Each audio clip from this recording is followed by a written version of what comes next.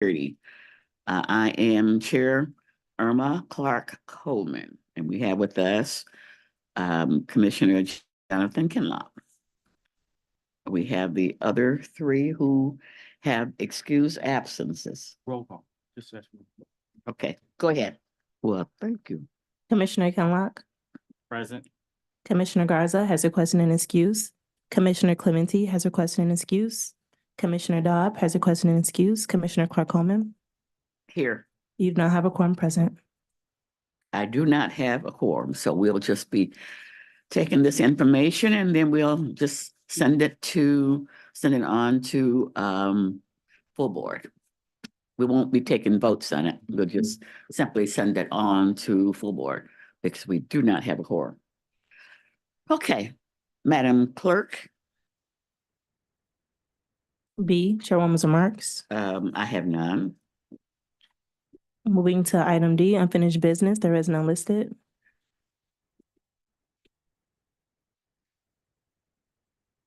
Item 1, under new business, forwarding the April 2024 report on Sheriff's Office overtime costs. Okay, Benita.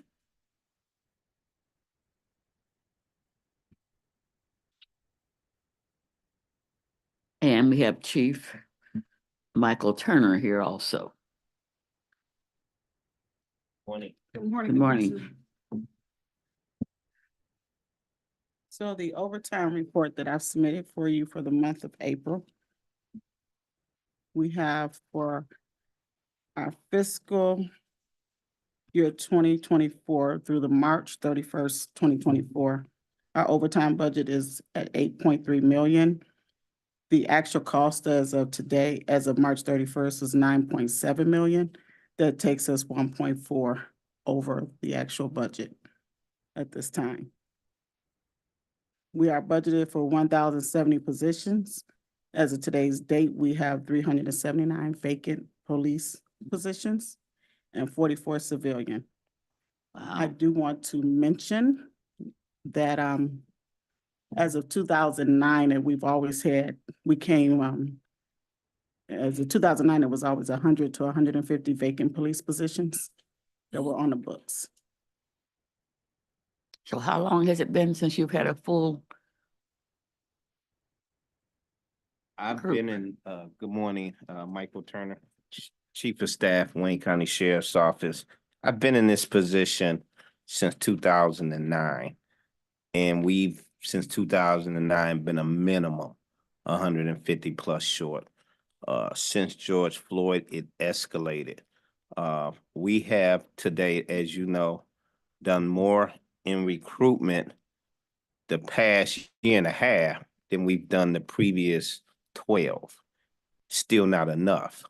And our plus minus ratio is about even. And what I mean by that, I get 20 in and 20 is leaving out the door due to predominantly retirement, some going elsewhere. So we are at the table in the sheriff's office trying to come up with out-of-the-box ideas, because if you keep doing the same thing, we know you keep doing the same results. What we have done, and this is not official yet because I've had a preliminary conversation with the sheriff and with the county exec's office, who is working very diligently with us to change these numbers around. And so we're working the numbers. We'll present to the sheriff toward the end of the week, and then we'll be coming back to inform the committee. But I will give you a heads up. Just don't want to lay it all out because it hasn't been approved by the sheriff. And once it is, I want to come to get the blessing of this committee. But we're looking at closing 20 of the 379 positions to increase recruiting. And when you increase recruiting, you have to increase your background investigators, because currently each one of our background investigators has about 15 cases. We went and sat with Detroit Police and their recruitment team to get some additional ideas of what they're doing. And it was good to know that all of us in this law enforcement family have the same problems as it relates to recruiting. And they themselves are doing out of the box thinking. They have 50 people in the recruitment department. Who we talking about? The city? Yes. Okay. And so we did get some refreshing ideas from them as well. And we're gonna increase the numbers of recruiters, but you also gotta do background investigators. Their background investigators do about 5 cases per. Right now, ours is doing about 15 per. And as you well know, you don't just hire off the street. It takes us 3 to 5 months to get an individual in because you have to do the diligent background check. But the other thing that we want to do is something that's never been done before. And I think that as I've run campaigns most of my adult life, wanted to run a campaign, each one reach one. We have roughly 800 employees in the Wayne County Sheriff's Office. And if I offer them an incentive, we could conceivably have 800 additional recruiters out there. We're only trying to get 300, offering a $1,000 incentive to go recruit one individual. And you don't get that up front, obviously. You would get $500 if the individual enters the Jailers Academy, another $500 when they come off probation. And so we would like to run that campaign to get additional recruiters out there just trying to reach one person. And once we put it out to the Wayne County Sheriff's family first, and then in 2 months, I'd like to open it up to the entire County of Wayne employees, et cetera. Each one reach one. So those is just to give you a snapshot of what we're diligently trying to just throw everything up against the wall and see what sticks as we try diligently to recruit as well as prepare for the thousands of high school students about to graduate in the next 2 months. Do you have people in the high schools? No. We do not. We just don't have enough to do. They're going around, but it's still not enough. Okay, so you had indicated that you were going to like double the amount of recruiters that you have. What's the status of that? You said you're gonna go from 3 to you're gonna bring in 3 additional recruiters. We're talking about bringing on 4 additional recruiters and 4 additional background investigators, and also changing the modular on how we do jailers training. We were already thinking about this, and come to find out, Detroit has already done it. By changing the modular, we start a jailers training class when we have at least 10 to 15 people in the pipeline. Well, when you put somebody in the pipeline, Somebody else steals them. that's right. So by changing the modular, we can start on within a week. And you come in at week 3, you go through week 7, and then circle back and do week 1 and 2. That alone will also help us as well. Okay. Commissioner, Kenlock. that's your job, right? So one thing that, we've been hearing a lot on the need for recruiters, as well as you're now speaking in terms of hiring more individuals to deal with background checks. So with this new influx of potential candidates, how are you trying to, and you also talked about changing the modular as relates to training. What's the plan for increasing the number of trainers and, for the academy to make sure that we can, follow through as it relates to those modular changes? So are there any plans of hiring additional trainers, additional officers or employees within the training? Absolutely. Yeah. And would they come from within? The people that you hire to do the training, will you be able to select people who are already deputies? Well, retired deputies. Yeah, maybe. We're trying to bring back retired deputies, retired police officers, to train as well as do background. And if we've not been as successful as we like.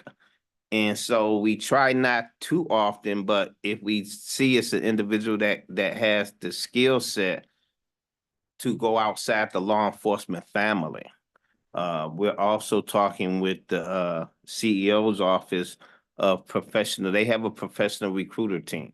And so we're talking to them as well, because they have hired a recruitment team to look for non-police officer positions in the county of Wayne. So we're working with them as well. So that's another layer of recruitment that we'll be able to utilize. Commissioner Kendall, would you like to finish? So that, you answered my question. Thank you. You're welcome.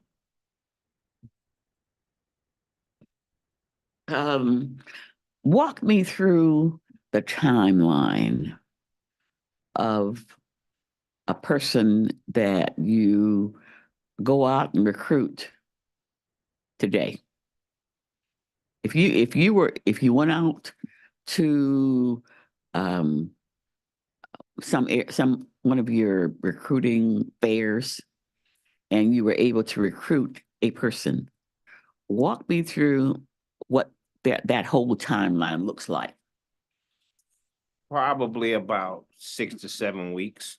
They have to go through agility tests. There are several tests that they have to do. No, first they have to, if you're gonna recruit them, then they have to, fill out the paperwork. they have to, Amongst that they have to paperwork apply. is very tests. Yes, they got to apply. Okay, In the application process okay. are certain tests that they have to go through. It's written tests? Written tests, mental to psyche eval, physical. And once they go through that process, then they have to go through the background process, which is even longer. So even before, so you bring them on. Oh, well, you don't bring them on. They apply and then they have to go through these examinations, Correct, the written examination and the agility. correct. Then the next step is the background check. Yes. Okay. And how long does those 1, 2, 3 things take? The background check is the longest and it depends. The older you are, the more you have to check out. And it depends what they find. If you find something that needs an explanation, if it's a flag. And so you have to go get the explanation. And so each background check can be different depending on the individual. So that would really probably be the hang up then, is the background check. Yes, that's the longest part of the whole process. And then after that, you have to go through an oral interview An oral interview. with the county. Okay. And then, You get hired, okay, so there's 5 steps. pretty much, yes. Apply, exam, background check. Oh, well, I forgot the agility, Mm-hmm. background check. And then your actual interview. Yes, So that's 5 steps. And then within that background check, also you have to do your drug testing, drug screening as well. Oh, yeah. So that's before you can move to the academy. Before you can move to which step? Before you can even move to as if we will The hire step you 1. before the. You can't even move to step 1 You you can apply, apply but the next step is a drug test. the drug test after in your background check, all that information. Okay, that's all part of the background check. and the elephant in the room is still, while marijuana is legal, is not acceptable in law enforcement.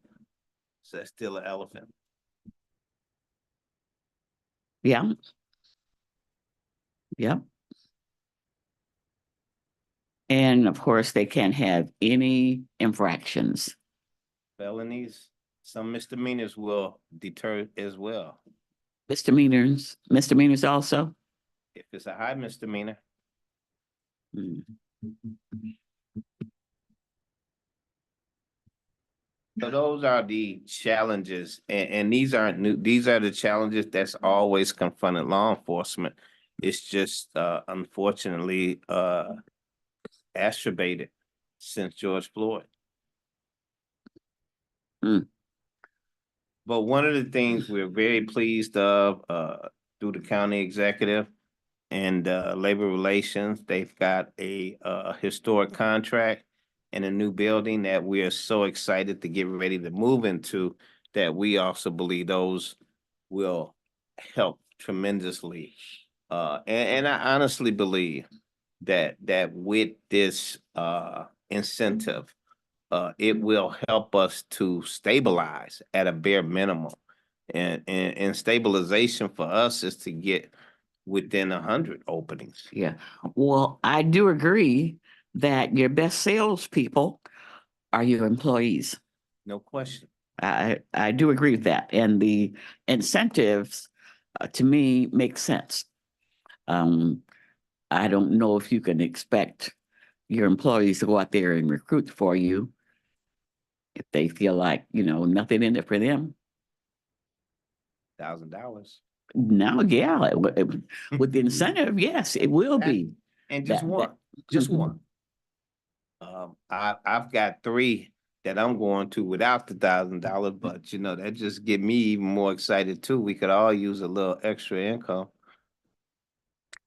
You say you have 3 what? That I'm already recruiting. The sheriff has challenged us all. We're Oh, all I see. So trying to get them in. I've got these 3 in the pipeline already. Regardless, my incentive is my love you're trying to outdo the rest of your the- group. for the organization. You're trying to outdo the rest of the group. Well, I'm always striving to get to the top. And I'm also pleased to say that the transition, which Commissioner Kinlock sits on the transition team, but we're happy, we're moving along in that regards. We will start training deputies in about a week. And we have transition teams are already in from the sheriff's office, the prosecutor's office, the clerk's office, the court, and JDF. All transition teams are in, and we will start moving services within the next couple of weeks. We will move the kitchen operation over there and start operating out of the kitchen. We will move laundry soon and start operating out of there, because we can now start taking advantage of state-of-the-art equipment and get out of Division 1, 2, and 3. And we will also be moving the tether unit over before anyone else moves over. Okay. So when are you projecting to be in there? Good question. Totally. July That's your projection. projection. We will totally be in there. We believe definitely the court will be the last to move. So in 2 months, So it's been you're looking told at 2 to months us. from now. August for certain. Everybody will be in there by August. When will the administration be in there? We have not been told yet. We're waiting to be told when. We're hoping that we'll be the first to move in, but that is out of our control. And that's a separate building, isn't it? Yes, yes and no. We're all under one roof, but it is a separate building. And I would love, within the next 2 weeks, I'd like to get the Public Safety Committee over there for a walkthrough. Quick question. Sure, go ahead. Okay, so the move-in, okay, you just mentioned that you're going to have anticipated August. That's not outside of the 6 months that we have to. It's inside. We will not, that we will beat that deadline. It's not Okay. outside, it's inside. Okay, just yeah. No, that's not gonna happen. Okay, so I everybody's assure aware you. of the timeline, right? Heck Okay, yeah, okay, thanks. I promise you that. Yeah, because I was remembering March, right? Okay, yeah, because March is when thanks. Yeah. All right. Well, we are concerned, and I'm still concerned that we're going to be able to get 50 officers by the end of that contract period. That's my concern. That you're concerned that we be able to get how many? 50. Isn't that what you're short for the courts? We will have the 50 within the year. Go ahead. We gonna have that 50. What I want to, and that's one of the reasons why we did put that option in the contract, is that, yes, we do not want this contract to be long-term, but what we want to do is get the highest and best qualified officers. Our job and our responsibility is to bring on folks who are capable and able to carry out the duties of those duties and responsibility of those positions. And so we do have that year, but there's the option is placed there for the purpose of just in case we almost don't make it. So I'm just saying, so just the focus need to be on getting quality candidates first and foremost. Absolutely.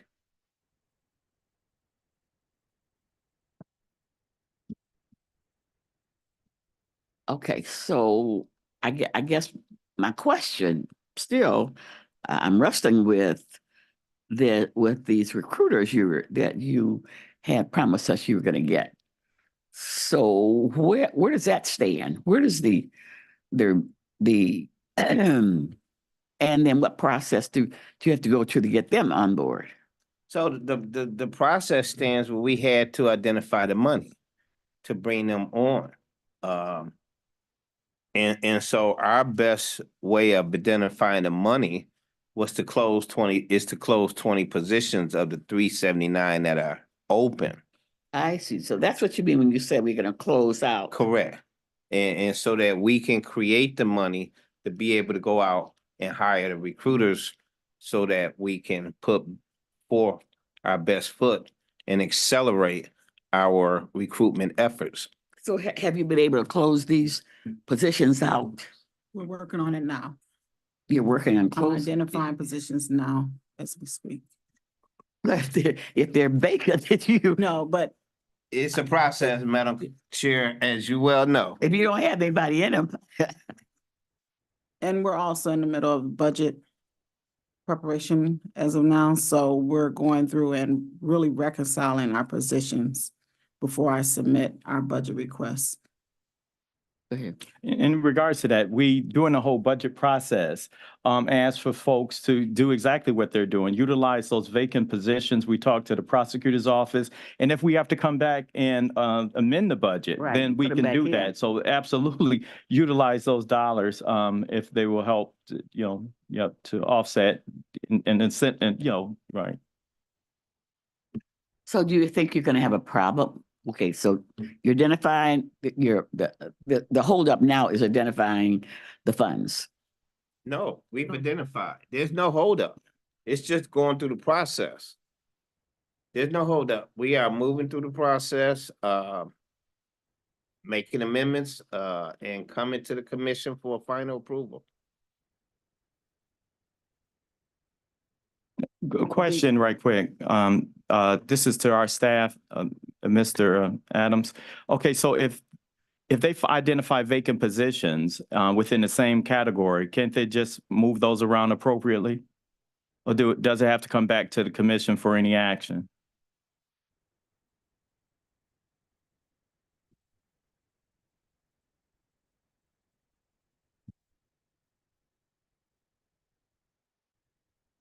Through the chair, Commissioner Kinlock.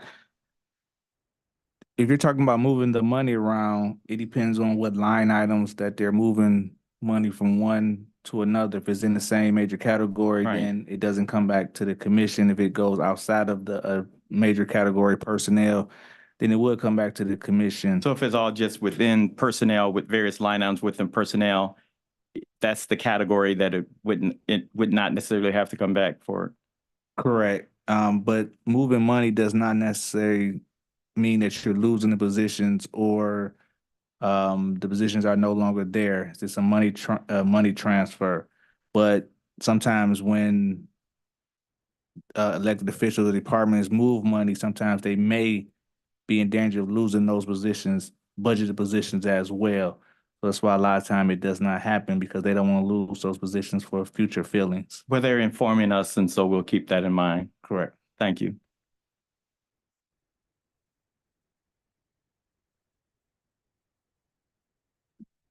Well, as I said, my concern is that time is ticking. And we still haven't really put your whole plan into work yet. And my concern is if we're moving at this pace, then that year we will be up in them, and we'll be faced with another contract for additional officers, and I don't want to see that. I really don't want to see that. I don't want to face that. Duly noted, which is why I'm here personally and will continue to come each month to report out our status, our progress, and we are trying to move this as expeditiously as we can, Madam Chair. Okay, all right. Commissioner Kinlock. No Thank- further questions. Thank you. Thank you both. Are there any more questions on the overtime report? No, okay, Thank you. next item. Item 2, requesting commission approval of the appointment of John Serta to the position of Deputy Director of the Homeland Security and Emergency Management Department. Move approval. Wait, I'm no, just joking. I'm joking. I'm just messing with you. please come forward before Kinlock takes over my chairmanship. No, I'm just joking. Good morning. Okay. So it seemed like we just went through this process of approving a deputy for that position. So what happened here? Yes, good morning, Your Honor. Samuel Jafer, through yourself, the chair.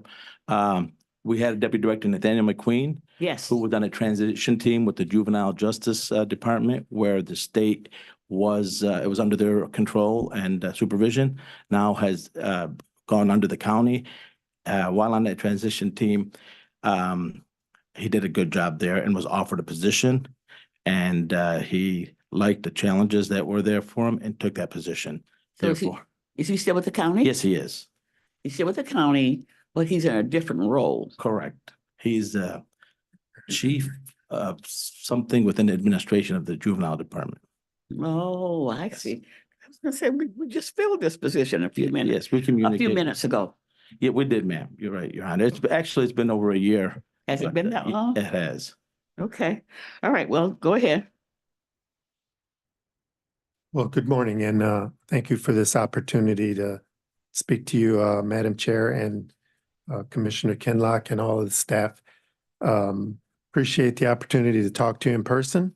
My name is John Serta. Recently retired from Detroit Police Department, where my final position was commander of the 4th Precinct.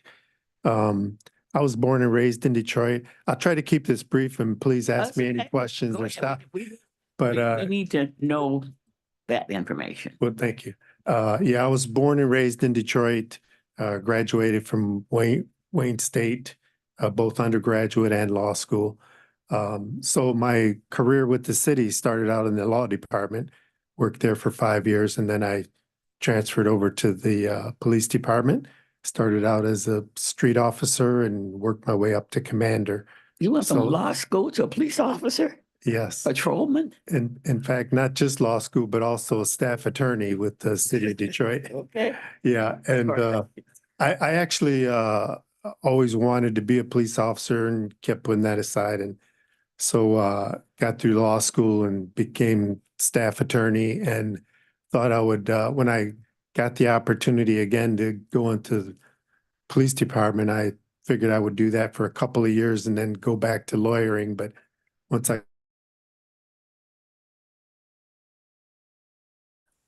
had a great career with the City of Detroit Police Department, You were there how many years? 30 years. 30 years. 30 Okay. years, yeah, All right. and worked all kind of different jobs. But again, I finished up at Southwest Detroit, which I consider home. That's where I was born and raised. Mhm. Just a couple of things I would point out that I guess am most proud of is I was part of our COVID command post when we were dealing with COVID. I ran our command post while continuing to work my regular job. And once that settled down, at one point we had over 650 officers out with COVID, or they weren't all necessarily sick with COVID, but had exposure. Mhm. So we were really scrambling.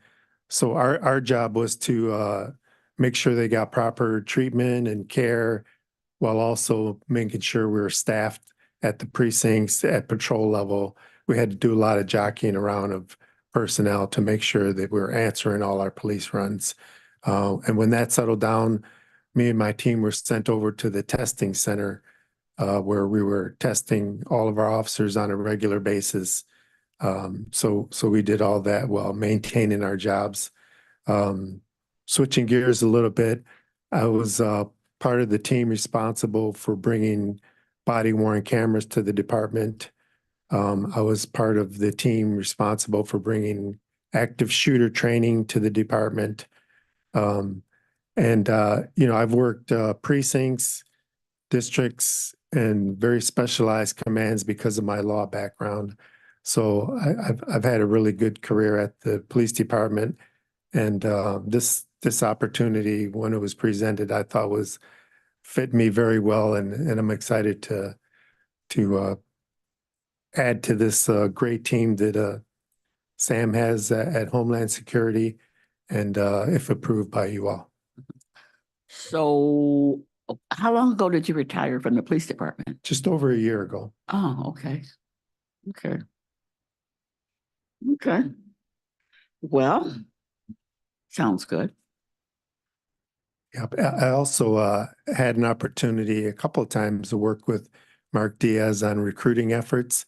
I'm part of the Hispanic Police Officers Association, and we go out and recruit ourselves, and we did some joint projects together, which were actually pretty successful, I thought. Well, maybe you can help them, give us a little help here Yeah, for in our sure. recruiting. Well, I know Mark Diaz does a great job, and I know he has a team, and Yeah, but he's a small team. It's only 3 people there. certainly they need more help. Yeah. Yeah, for sure. Yeah. And so does every police department. Yeah, okay. Okay. Would you like to say something, Commissioner Kinlock? Yes, Madam Chair. One, I'd like to welcome you to the county. Quite familiar with your service in Southwest Detroit. I represented Southwest Detroit on the school board, as well as born and raised in Southwest and near Southwest communities. And so your reputation exceeds you, and it's just great to have you as part of the team. Thank you, sir. I appreciate that. And since you can't move approval. I'll move it at the meeting. No, that's, you'll be making it. I'm messing with you. Thank you. Yeah, I can second it. Thank you. Okay. Anything else you'd like to add? No, Okay. if you have any questions of me, I'll do my best to answer. Mhm. Well, since normally we would take a vote on it Sure. and send it on the full board, but we're minus 3 of our, so we don't have a quorum. So we'll just send this on to full board with recommendation. Okay. Thank you so much. Okay, Thank you for your time, Chair. you're welcome. And welcome aboard. Thank you, man.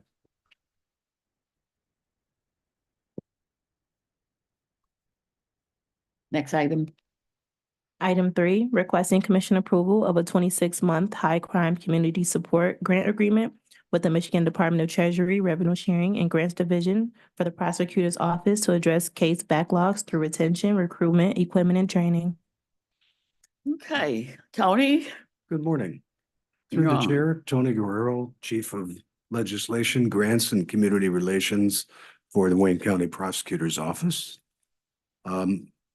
If I may continue. Sure, absolutely. Pardon me. This is another example of prosecutor worthy, trying to make sure that we don't put a big strain on the general fund. We're very, very proud to have, this is a 26-month high crime community support grant agreement between the Charter County of Wayne State of Michigan Department of Treasury in the amount of $5 million with no county match. This is to allow the prosecutor's office to address the case backlogs, which we know, since we're shorthanded, have creeped up a little bit, through retention, recruitment, equipment, and training. The term of the agreements from August the 1st of 2023 through September 30th of 2025. And you will note exigent approval was granted on this by Chair Bell on April 26th, with the understanding under the procurement ordinance that it's only for a 60-day period, whereas we are hopeful that this would go forward to full board, the next full board, and be dealt with then so that we don't run up past the deadline. Okay, so these funds, excuse me, these funds are coming from the Michigan Department of Treasury. These are Correct. state funds. They are. Okay.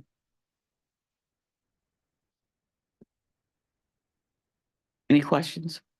Not at all. Not at all, but just appreciative, as always, with the prosecutor office and her team identifying these additional resources. We've got some more grants coming at you. Yeah, well, she's good at it. Unbelievable. This $5 million will greatly go to cutting the case backlog down. Mhm. Will you be hiring with these dollars? Yes, we're going to be hiring. As a matter of fact, I was very intently listening to Chief Turner. Mhm. The Madam Prosecutor has instituted a process of recruitment that we've never done in the office before. In fact, I'm very, very proud to say that she's actually had people going out to the law schools. We've had people go out nationally to recruit for our office and gotten a very good response. We are very, very pleased at the efforts. What she has done, I should say, is set it up so that we can hire law students when they're in their last year of law school, come in as law interns with us, and then once they pass the bar exam, they can transition immediately to an APA status, assistant prosecuting attorney. Whereas before we had to use the project consultant status, which had no benefits, what have you. Yeah. But we're very grateful to the commission and to the CEO for the assistance in allowing the base pay to be raised to the point where we now Yeah, are able to compete. right. Tony, who goes out? Because I'm on this recruitment bin right now. So who goes out and recruit for you? Primarily the Chief of Staff, Daryl Carson, who is very well experienced. Also, our training officer, and the prosecutor has assembled a team. Some people come, some people go, but for instance, they went out to Washington, D.C., and that was the Chief of Staff, Daryl Carson, and 3 other assistant prosecutors that went out there to recruit. And she's hitting. So you're all not kinds of just places. recruiting locally, you're going out of state to recruit. Absolutely. We want the best, the brightest, and doesn't matter where we have to go. Fortunately for the county, and fortunately for me, Prosecutor Kim Worthy is well known nationally. So when our people are out recruiting, one of the things we hear all the time is, wow, you know, she's a legend. Yeah, I'd like to come into working in the Wayne County Prosecutor's office with her. Okay. Okay. Well, that's a good point. Maybe we don't just have to recruit locally. Maybe we need to spread our wings and move outside of the county and the state, whatever. But we just need to fill these positions that we have vacant. Madam Chair, we love to have what I would call hometown people, and we recruit them actively at all of the law schools. Mhm. But as you just said, Yeah. There's no reason to limit ourselves Right. just to the pool that's available here. Right. And besides, different ideas are always good. It's Mhm. nice to get a totally different perspective Right. from, you know, from the young attorneys that are coming out of various law schools in other states. Mhm. So you go to the law schools before they even get out looking for a job. You That is- you get them in their last year. That is something that was never done before. Yeah, Kim- good idea. Kim has put that in play. Good And idea. we're having some success, thank goodness. Okay.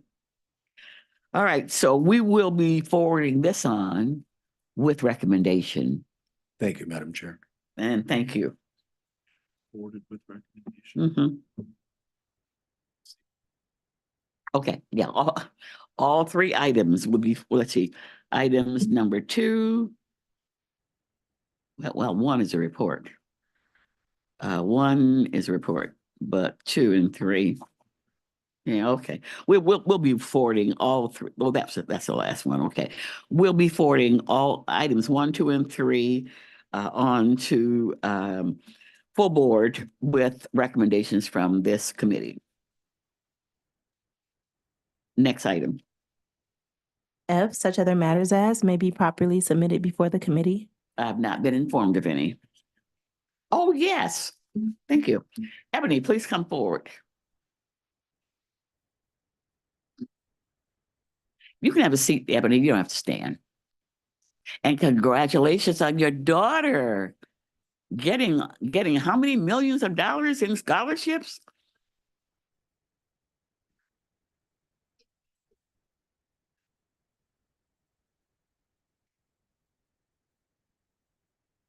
Good for her. Good for her. She came from good stock. Thank you so much. Good morning. Through the chair, Ebony McCann, a Division Director, Health, Human Veteran Services, Transition Services Division.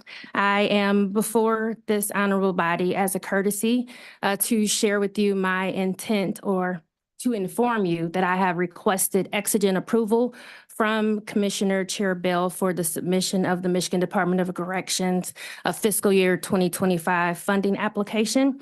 The application will be presented to the Community Correction Advisory Board this afternoon at 1:30. I've been bombarding them with emails for the past few weeks just to confirm their attendance. The application has to be reviewed and approved by the board before it is submitted to the Michigan Department of Corrections by close of business today. The application is slightly higher than our request last year. This year's request, we're requesting $2,123,588.60 to accommodate the increase in utilization for programs as well as to in the increase in the average daily population at the jail. This complete package will be presented to the PS&J board for your review, but I just wanted to share with you as a courtesy that I have requested exigent approval just to ensure that we can continue with the programming for fiscal year 2025. Absolutely, and you do have my full support. Thank you. Yes.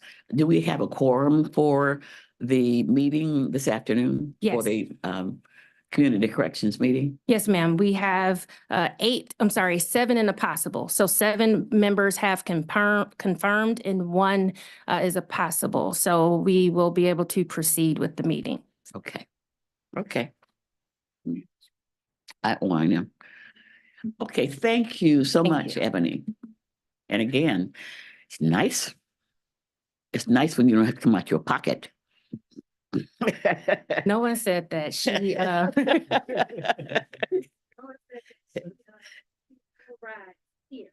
Yeah.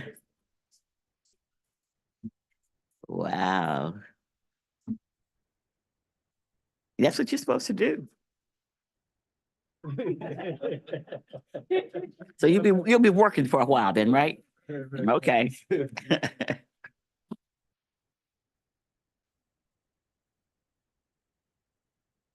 I'm a little different because if mine had gotten a free ride, they'd go right here. Okay, next item. G, public comments. Okay. Would you please open open the lines from Zoom or from the phones so that we can allow for public comment. Lines are open. Okay, the lines are now open, so if there's anyone on Zoom or on the phones who would like to make a comment this time, please do so. You see anyone there? No one on Zoom. Okay, all right. A second call for public comment. Anyone here in the office here? Anyone on phone or on Zoom would like to make a comment this time, please do. Last call for public comment. Anyone either here in the office or on Zoom or on the phone? Please do it this time. How about emails? Are there any emails? No emails were received. Okay, all right. The public comment is officially over. Next item, Adjournment. okay, Move adjournment. I support.